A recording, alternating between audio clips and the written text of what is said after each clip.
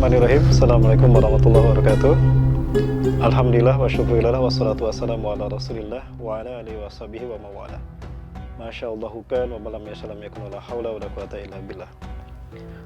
Rasulullah SAW pernah menceritakan dalam satu kesempatan bahwa para nabi dan rasul di padang mahsyar itu mereka memiliki telaga yang diberi nama dengan nama-nama mereka. Inna likulli nabiyyin wa rasulin haudan fil mahsyari alladhi yusamma bi asmaihim. Ada telaga Adam, ada telaga Nuh, ada telaga Idris, bahkan ada telaga Muhammad. Beliau mengatakan bahwa kita akan pasti bisa mencapai telaga tadi. Innakum satariduna, kalian pasti akan sampai ke telagaku. Ya. Wa ana faratukum alal haud, dan aku akan mendahului kalian menuju telaga itu. Man waradahu, barang siapa yang sampai di telagaku, syariba minhu, dia maka pasti meminum air telagaku itu. Wa man syariba minhu, dan barang siapa yang meminum air di telagaku, walau zamata minal ma, walaupun hanya seteguk saja, la yazma'u ba'daha abadan hatta yadkhulal jannah. Dia tidak akan merasakan haus selamanya sampai dia masuk ke dalam surga. Artinya siapapun yang berhasil sampai ke telaga itu dan berhasil meminumnya, maka itu dia berpeluang besar masuk ke dalam surga. Ya, ini adalah kesempatan yang Allah berikan pada umat Rasulullah SAW, termasuk kita. Namun ada beberapa amalan yang Rasulullah jelaskan, itu bisa membuat kita terhijab dari menikmati telaga tadi.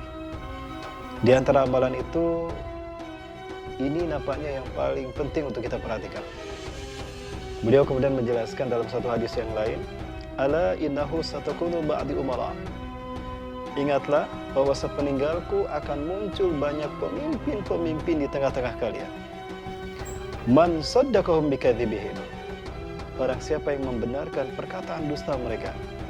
Wa'anahum ala zulmihim, dan menolong kebijakan zalim mereka.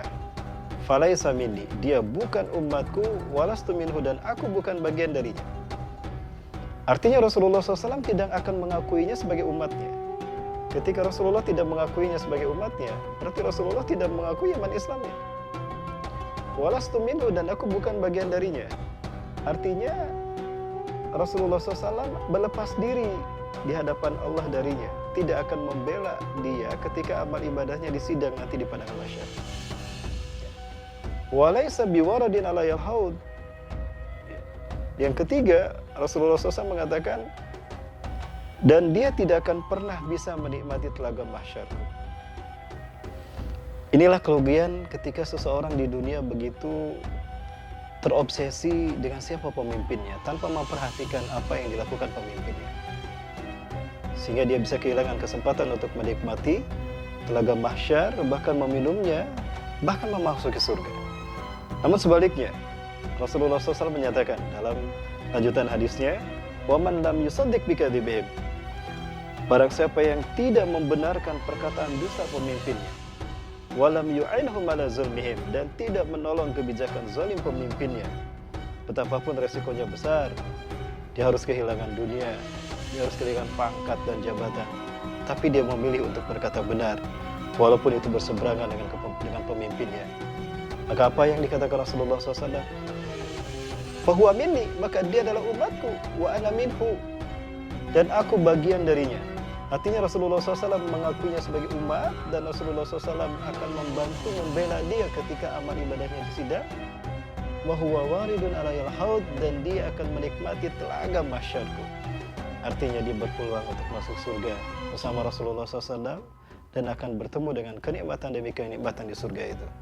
Dan kenikmatan yang tertinggi adalah bertemu dengan Allah tanpa hijab. Jamaah pemirsa yang dirahmati Allah SWT, betapa berat memang ujian kita di dunia ini. Kita dihadapkan pada ujian-ujian yang bisa jadi kita bukan hanya kehilangan dunia, tetapi kita juga akan kehilangan kesempatan kita yang paling ditunggu-tunggu dan diharapkan oleh siapapun. Masuk surga, bertemu dengan Allah tanpa hijab. Demikian itulah ujian kita di akhir zaman. Maka siapapun yang mendapatkan ujian tadi dan berhasil menghadapinya tanpa mengorbankan iman dan Islam, maka keberuntungan besar baginya. Selamat di dunia, dan di akhirat tinggal menikmati pahala kebaikannya ketika di dunia. Saya Rahmat Baikuni, Assalamualaikum warahmatullahi wabarakatuh.